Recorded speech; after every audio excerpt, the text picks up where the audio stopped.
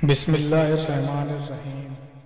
हजरत बिलाल रज़ी अल्लाह ताला अन्हु जलीलुल क़द्र सहाबी और नबी करीम सल्लल्लाहु ताला अलैहि वसल्लम के खादिम खुसूसी थे।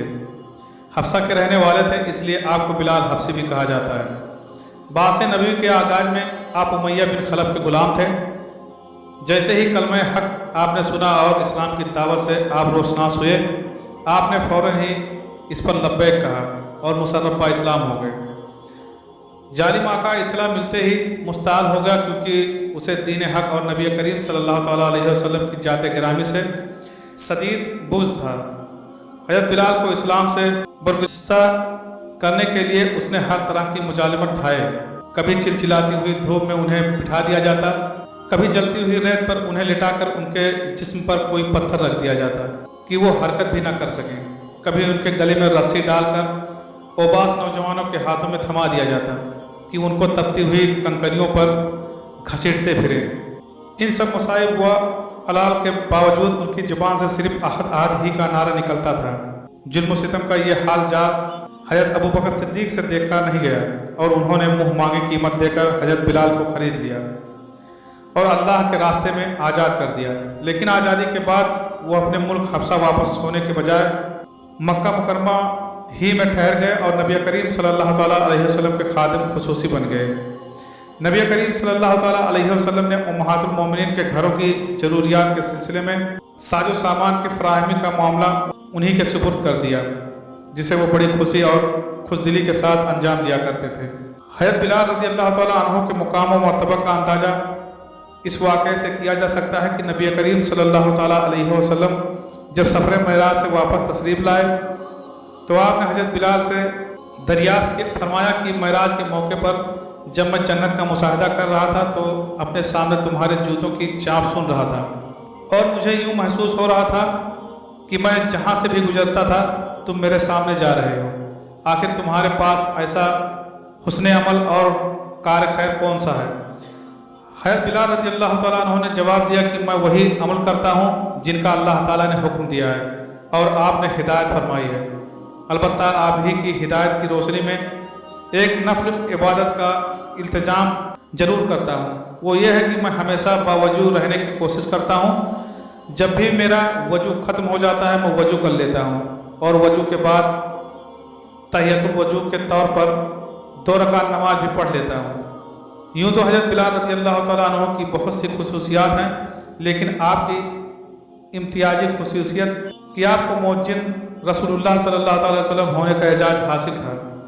हिजरत के बाद जब नमाज के लिए बुलाने के तरीके पर मशवरा किया गया तो अब्दुल्लाह बिन जैद का ख्वाब सुनकर हुजूर ने कहा यह अल्लाह की तरफ से है और इसी तरीके को पसंद करते हुए हज़रत बिलाल को अजान देने का हुक्म दिया।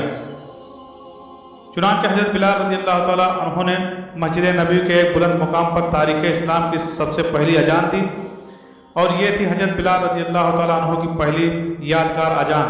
सुबह के सन्नाटे में हज़रत बिलाल रज़ी अल्लाह ताला अन्हु अजान देने लगे तो अजान देते हुए खुद भी मसहूर व मसरूर हो रहे थे और मदीना मुनव्वरा की फ़िज़ाओं को भी मस्त व मखमूर कर रहे थे। कलमाते अजान की सदाएँ दिलनवाज सुनकर सहाबा किराम के दिलों में तो हलचल मची हुई थी।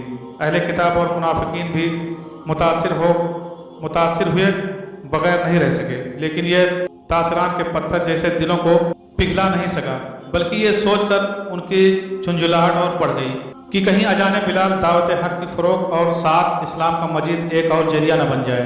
इनका यह अंदेशा गलत भी नहीं था, क्योंकि बाज़ फित्र लोग अजान सुनकर हल्का बगूस इस्लाम हुए बगैर नहीं रह सके। नबी करीम सल्लल्लाहु अलैहि वसल्लम 8 हिजरी में सहाबा किराम का लश्कर अपने साथ लेकर अचानक मक्का मुकरमा पहुँच गए और किसी खूरेजी व कत्ल व गिरी के बगैर मक्का फतेह कर लिया। फतेह मक्का की कार्रवाई से फारिग होने के बाद नमाज का वक्त होते ही आपने हज़रत बिलाल को तलब फरमाया। बिलाल हाजिर खिदमत हुए तो आपने उनसे फरमाया कि वो खाने काबा की छत पर खड़े होकर अजान दें। हज़रत बिलाल अजान देने लगे तो अपनी ज़िंदगी का सब्र आजमा और अजियतनाक माजी नेज़ दरखसंदा हाल याद करके खुद उन पर रक्त तारी हो गई। नबी करीम सल्लल्लाहु अलैहि वसल्लम के तासुर का भी अजीब व गरीब हाल था। सहाबा किराम भी बेहद मुतासिर हो रहे थे। बासिंदगान मक्का के दिलों पर दहशत और घबराहट की कैफियत तारी थी।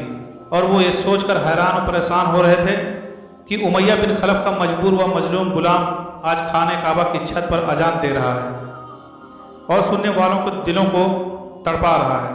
یہ تھی حضرت بلال رضی اللہ تعالیٰ عنہ کی دوسری یادگار اذان۔ نبی کریم صلی اللہ تعالیٰ علیہ وسلم کا انتقال ہوا تو سب سے زیادہ متاثر اور مغموم ہونے میں حضرت بلال بھی تھے۔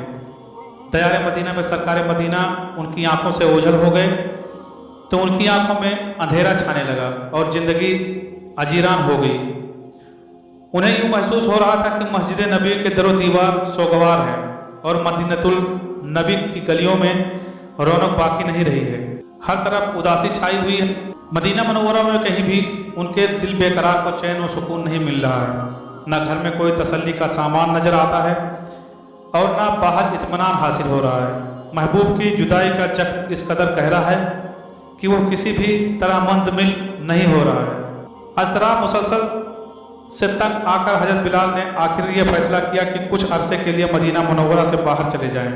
چنانچہ مدینہ منورہ کی یاد اپنے پہلو میں لیے ہوئے دمشق پہنچ کر ٹھہر تو گئے، لیکن ان کے تصور میں مدینہ ہی مدینہ تھا اور سرکار مدینہ کو یاد کر کے ان کا سینہ سخت ہو رہا تھا۔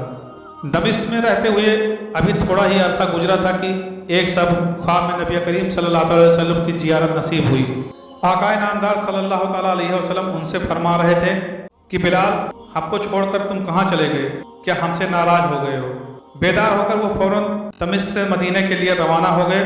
باشندگان مدینہ کو حضرت بلال کی واپسی کا حال معلوم ہوا تو سب نے بڑے خلوص و محبت کے ساتھ ان کا استقبال کیا۔ حضرت بلال رضی اللہ تعالیٰ عنہ مدینہ منورہ پہنچے تو فطری طور پر اہل مدینہ کے دلوں میں خیال پیدا ہوا کہ نبی کریم صلی اللہ تعالیٰ علیہ وسلم کی حیات طیبہ میں حضرت بلال رضی اللہ تعالیٰ عنہ جس طرح ہر نماز کے لیے اذان دیا کرتے تھے اسی طرح پھر اذان کا سلسلہ شروع کر دیں گے، لیکن بلال رضی اللہ تعالیٰ عنہ نے اذان دینا چھوڑ دی۔ لوگوں نے اذان کے لیے یاد دہائی کرائی بھی تو وہ تیار نہیں ہوئے اور معذرت کرتے رہے۔ پھر اہل مدینہ جگر گوشے رسول اور فاطمہ بطول کے لال حسن و حسین سے ملے اور درخواست کی کہ وہ دونوں بلال کو اذان دینے پر آمادہ کریں۔ چنانچہ حسنین نے بلال سے گزارش کی، حضرت بلال ہر نماز کے لیے نہ صحیح کسی ایک نماز کے لیے تو اذان دے دیں۔ نبی کریم صلی اللہ تعالیٰ علیہ وسلم کے لاڈلے نواسوں کی پرخلوص درخواست حضرت بلال رد نہیں کر سکے اور نماز کا وقت آیا تو مسجد نبی کے سامنے کھڑے ہو کر اذان دینے لگے۔ یہ اذان بلالی ان کی پچھلی ساری اذانوں سے بالکل نرالی تھی۔ سوج و ساز تو ان کی آواز میں ہوتا ہی تھا، مگر اس اذان میں سوج و ساز کے ساتھ درد و گداز بھی شامل ہو گیا تھا۔ اذان کا آغاز ہوتے ہی سارا مدینہ گوش پر آواز تھا۔ یوں محسوس ہو رہا تھا کہ حضرت بلال اذان نہیں دے رہے ہیں بلکہ ہجر و فراق کے داستاں بیان کر رہے ہیں۔ بڑی رغبت کے ساتھ اللہ اکبر اور اشہد ان لا الہ الا اللہ کے کلمات زبان سے ادا کر سکے۔